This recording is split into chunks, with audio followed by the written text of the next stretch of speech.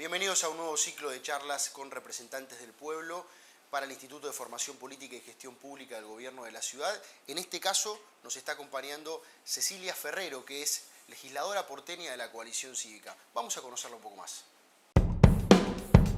Cecilia Ferrero nació en la provincia de Buenos Aires, pero vivió toda su vida entre Flores y Caballito. Es abogada recibida en la UBA con diploma de honor, especializada en Derecho Constitucional. Desde el 2013 es apoderada nacional de la Coalición Cívica ARI. Trabajó 6 años como asesora de la diputada Elisa Carrió, a quien considera como una de sus referentes. Nos cuenta que desde pequeña sabía que su sueño era trabajar en algún lugar que le permita tener un impacto en la vida de la gente, para mejorarla y transformarla. Además nos recomendó una película, La separación, de Asghar Farhadi, y su libro favorito es El hombre que amaba a los perros, de Leonardo Padura. Está en pareja hace muchos años y tiene 2 hijos, Julián y Amanda, con los que disfruta comer un rico asado, su comida preferida. Conozcamos más de Cecilia Ferrero. Nos acompaña Cecilia Ferrero, legisladora porteña del gobierno de la Coalición Cívica en este Instituto de Formación Política. Te decía, Ceci, antes de arrancar la charla, que este tiene un aspecto de formación y queremos un poco conocer la tarea que hace el legislador, la legisladora en este caso. Si tuvieses que decirle a tus hijos, a Julián y Amanda, que seguramente te lo habrán preguntado alguna vez, ¿qué hace mamá? ¿Cuál es la tarea que hace mamá hoy? Sí, tal cual, difícil explicarles porque lo que ellos ven es que estoy todo el día fuera de casa, Claro. o intento que no sea así, pero bueno. Cada tanto te deben dar una mano o decir algún recinto, Sí, pero no saben muy bien. Sí, no, intento contarles justamente en el momento de la cena, porque me parece muy importante que ellos, tienen la oportunidad de conocer, ni más ni menos que de primera mano, cuál es la tarea de un legislador, en este caso de una legisladora, y me parece que es una linda forma de que ellos comuniquen, si quieren, entre sus amigos, la tarea, o puedan contar de qué trabaja su mamá, porque bueno, otros dicen mi mamá es médica, mi mamá es panadera, pero bueno, decir mi mamá es política, me empecé a dar cuenta cuando mi hija me contaba que tenía que contar lo que hacía. Pero bueno, yendo al tema, cuando les cuento qué hago, bueno, nosotros nos ocupamos de legislar todo aquello que regla la vida de los porteños y las porteñas, es decir, traduciéndolo al castellano es, si vamos por la calle y miramos los edificios, nosotros somos los que dictamos las normativas para saber cómo se puede construir ese edificio, qué reglas tiene que tener, no cualquiera puede hacer cualquier cosa en la ciudad, entonces eso sería el código urbanístico. También, no solo se lo explico así a mis hijos, también adultos. Está muy bien, sí, es cierto, hay muchos que no lo entienden, de verdad. También la cosa más fastidiosa, pero que son las multas de tránsito o todo aquello que tiene que ver con esto, con cómo convivimos y cómo llevamos adelante esta vida en comunidad. Está atravesada por normas y muchas de esas normas en la Ciudad de Buenos Aires están a cargo de la legislatura porteña, otras del Ejecutivo, pero las troncales están a cargo nuestro. Estuve siguiendo un poco tu carrera profesional y política, sos muy conocedora de la técnica legislativa, trabajaste inclusive en el Congreso Nacional y demás, con lo cual conocés los distintos ámbitos, la legislatura de la ciudad, el Congreso Nacional, más allá de las diferencias lógicas que hay entre uno y otro, que tienen que ver con las definiciones puntualmente, ¿cuáles son los aspectos principales y qué diferencias encontrás en términos prácticos en la vida del ciudadano? Con relación al Congreso Nacional Sí. y a la legislatura porteña. Sí. Bueno, mira, sí, es así. Yo desde que me recibí, prácticamente que ingresé a trabajar en el Congreso Nacional como asesora, así que sí, toda mi carrera profesional es la carrera parlamentaria. En el Congreso Nacional, los proyectos que se trabajan, que se presentan y los que vienen del Ejecutivo son aquellos que arreglan la vida que vemos en los diarios y en la televisión y en las noticias. Son las grandes políticas públicas que hacen a la vida del país.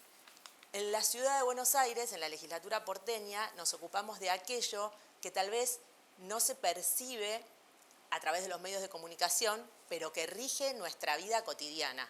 Como te decía, desde lo que el proceso constructivo de la ciudad o el funcionamiento de parques, su vida cultural, todo aquello está atravesado por la legislación que emite nuestra casa, la legislatura porteña. Alguna vez, Ceci, cuando hablaba con un diputado nacional, me decía, a veces nosotros legislamos sobre cosas que son como abstractas en algún punto y parecen lejanas a lo que le pasa al vecino del día a día, ¿no? Digo, hemos visto hace poco tiempo la gran discusión por el tema del Fondo Monetario y por ahí mientras se discutía eso, que llevó una noche entera de discusión y demás, la gente se seguía levantando a la mañana para ir a trabajar, y como que la vida en ese aspecto no se había alterado.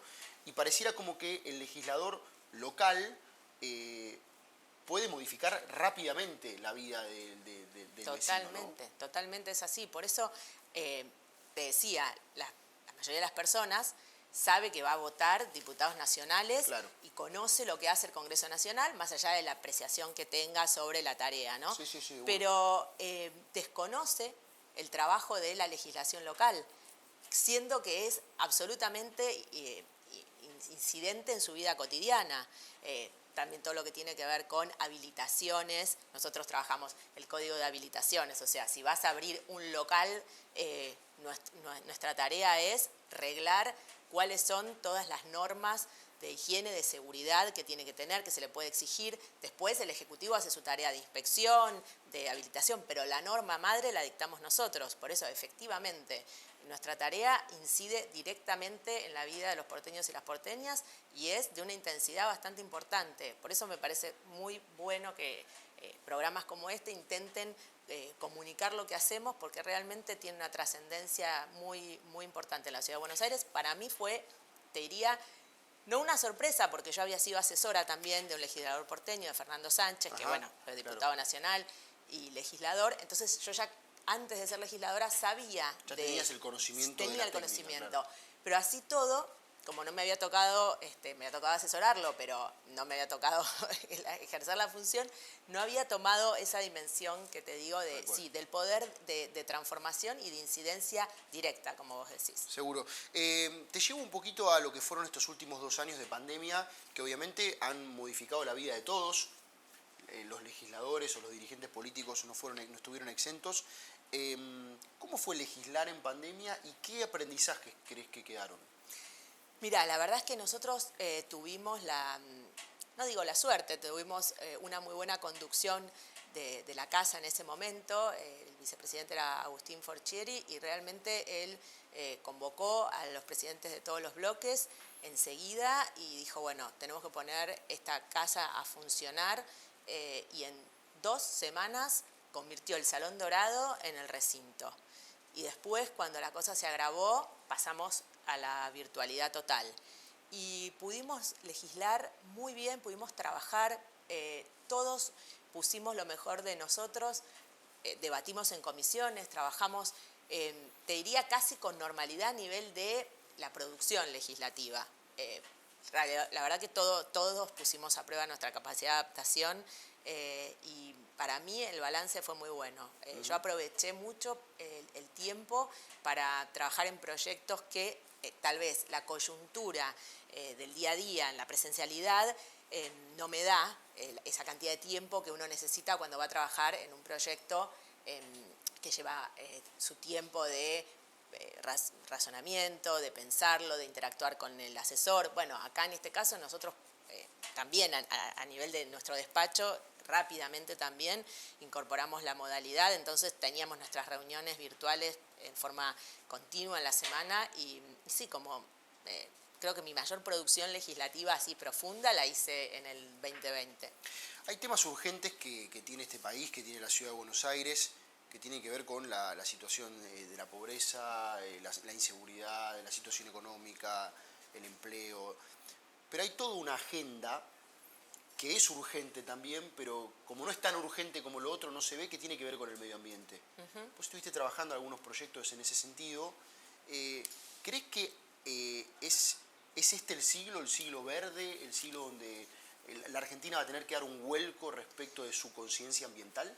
Sí, o sea, creo, como vos decís, que es un tema que está ahí, está en la agenda, pero como nosotros lamentablemente tenemos problemas de algún modo más urgentes, siempre queda en un segundo, tercero, cuarto, quinto plano pero sin embargo, por supuesto, como política de largo plazo, es una política que requiere un enfoque urgente, porque son esos problemas que cuando avanzan y te diste cuenta, ya perdiste muchísimos años. O sea que, por un lado, lo que vos decís es urgente, pero por otro lado, veo que está de a poco tomando estado, digamos, público en la agenda de la ciudadanía y sobre todo de los más jóvenes. Exacto. Entonces, eso te da esperanza, porque si vos decís, bueno, en la escuela trabajan este tema, tus hijos ya son los que te dicen, mamá, eso se recicla,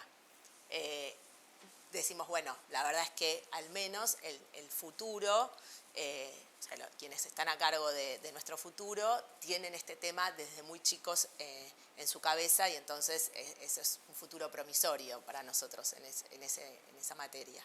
¿Y crees que es posible, digamos, que esos proyectos, esas ideas prosperen en el tiempo? Sí, porque como te decía, de pronto tenés, no sé, digamos, gestos puntuales que hacen a la diferencia. Por ejemplo, te cito, no sé, la entrega de la bolsa verde puerta a puerta. Conozco mucha gente que recibió esa bolsa, que entregó el gobierno de la ciudad hace unos meses, que dijo, bueno, ahora que tengo esta bolsa, voy a poner, no sé, las botellas de gaseosa que de otro modo las arrugaba y las ponía junto con el resto de la basura. Entonces, tal vez lo que veníamos diciendo es, en casa hay que tener un tacho para lo verde, otro tacho, o sea, el tacho verde y el tacho negro, pero acercarle esa bolsa a esa casa, a ese hogar, hizo la diferencia entre empezar a reciclar y no hacerlo. Creo que pasa por ahí, ¿no? Por poder comunicar con gestos fáciles algo que tenemos que incorporar como un hábito. Antes, hace unos años, se fumaba en las universidades, en los bancos, en los hospitales públicos, en los aviones, y pensábamos, ¿vamos a poder desterrar este vicio y este hábito? Bueno, se pudo. Entonces, con esa misma confianza, pienso que esto va a poder ingresar de mejor manera a la agenda de prioridades. Estamos conversando con Cecilia Ferrero, que es legisladora porteña de la Coalición Cívica. Tenemos varios temas para hablar, pero en el próximo bloque quisiera meterme un poco más en temas más personales, conocer un poco a la Cecilia mamá, a la Cecilia abogada también, y después, como hacemos siempre, terminar con el ping-pong final que hacemos. Ahí venimos.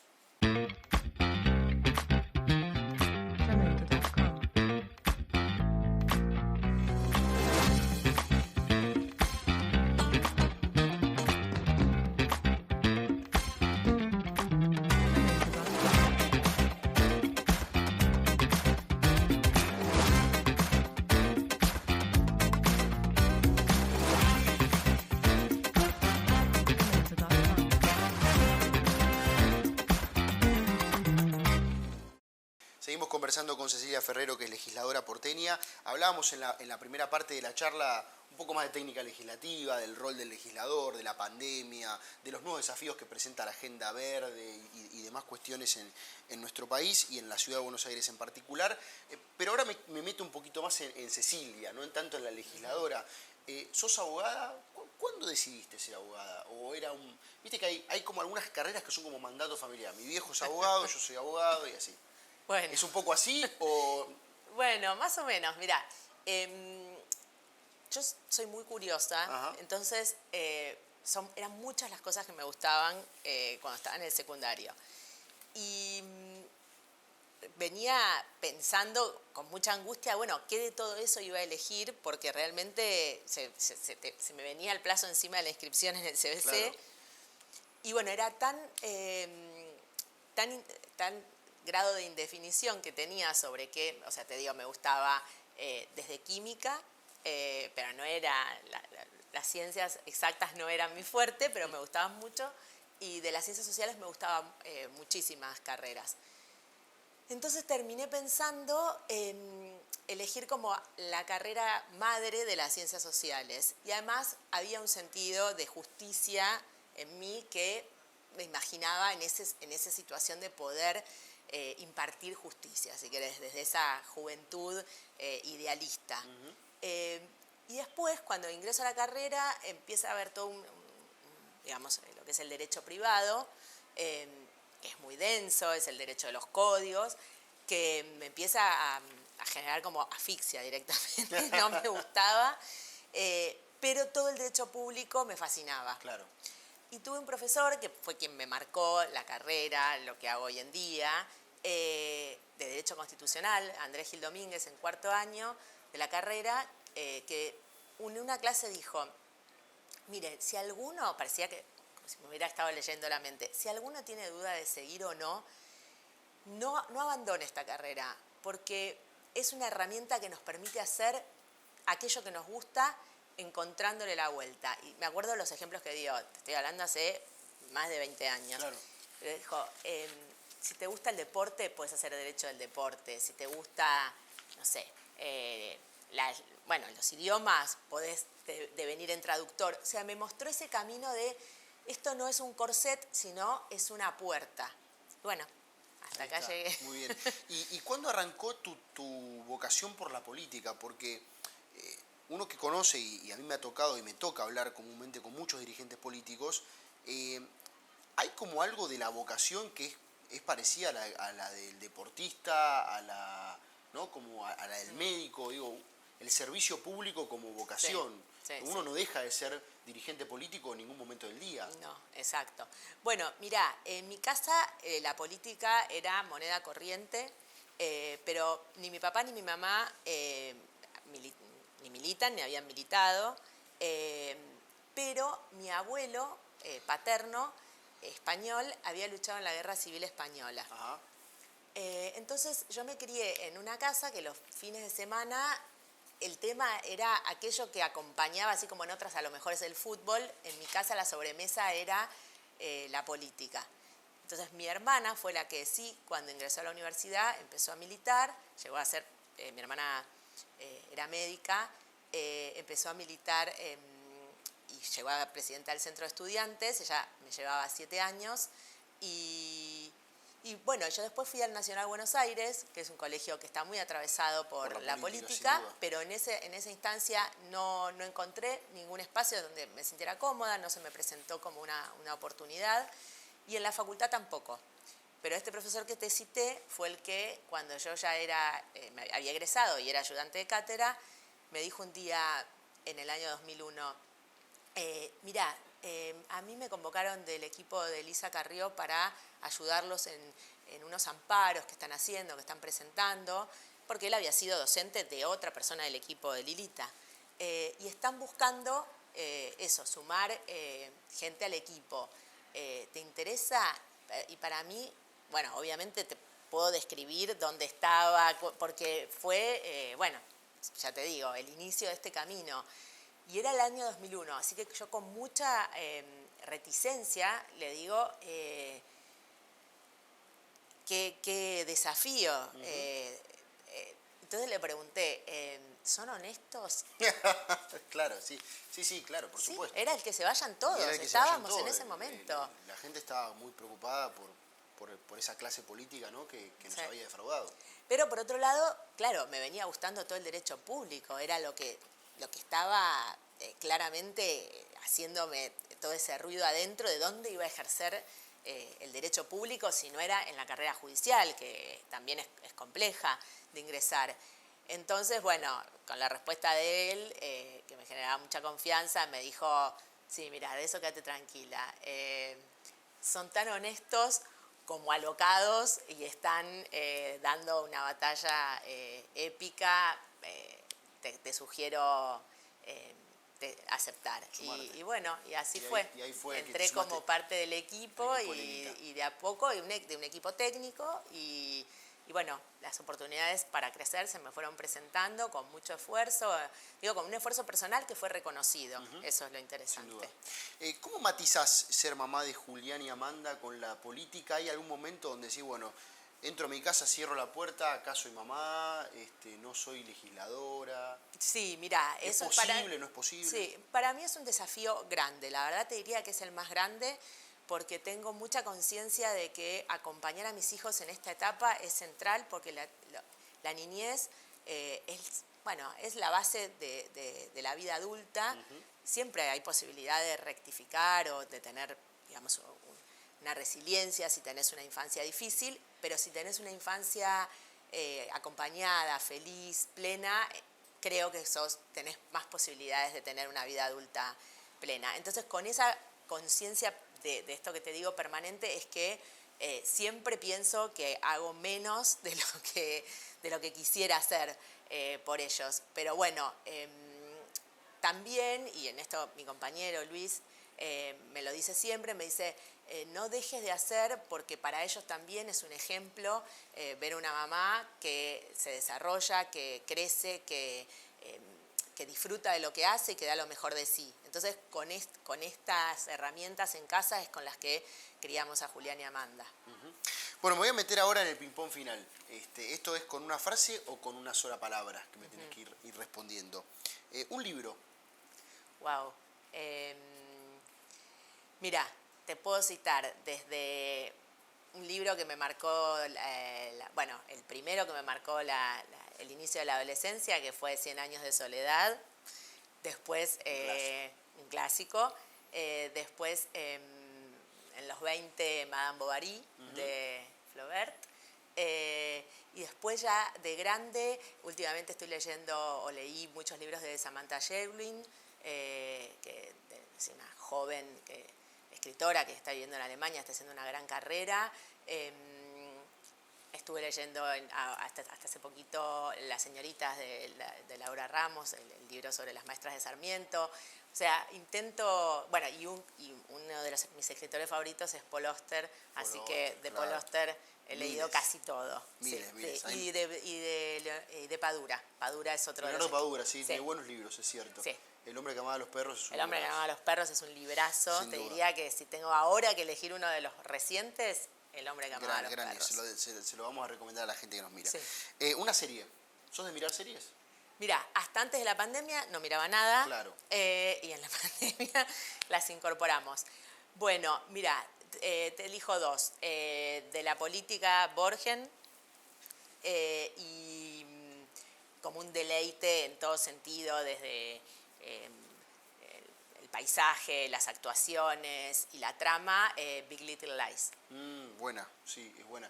Y digo, Borgen también, me salgo un poquito del tema, porque un poco refleja, ¿no?, esto de la mujer sin duda. En toda su plenitud, en un cargo dirigencial, ¿no? Que Sí. Digo, tiene mucha actualidad como tema. Sí, es genial. Un lugar de la ciudad que te resulte emblemático. No tiene que ser solo el Obelisco, digo. Como decías, mira, acá está la porteñidad. O para mí. Sí. Y a mí la ciudad de Buenos Aires me encanta, digamos. Realmente me considero fan de la ciudad. Cuando viajo y vuelvo, siempre digo, la ciudad es increíble. Entonces la recorremos mucho, y la recorro mucho en bicicleta, me encanta. Así que me cuesta quedarme con algún lugar, pero te diría que, bueno, el río, la Costanera Sur y la Norte son dos espacios que me parece muy lindo ir, por esto de que al porteño y a la porteña le resulta siempre ajeno el río, y esto de que le damos la espalda, y me parece que cada vez más nos estamos encontrando con el río, así que eso me gusta mucho. Bueno, el casco histórico también. Y después los barrios y sus bodegones tienen todo ese olor porteño que es increíble. Así que, es cierto. Justo esta semana creo que estamos en Pintó Bodegón en la ciudad. Sí. Así que bueno, es una linda oportunidad para tener ese registro porteño. Para poder visitarlos. ¿Un recuerdo político o emblemático de la historia que vos hayas vivido, que te haya marcado? Un momento de la historia política reciente que vos digas... ¿Reciente? Sí. Bueno, reciente de tu vida de personal, mi vida, ¿no? Y bueno, Semana Santa... del 83. Exactamente. No, del 80... No, del 87. Del 87, perdón. Sí, del 87 estaba en la plaza.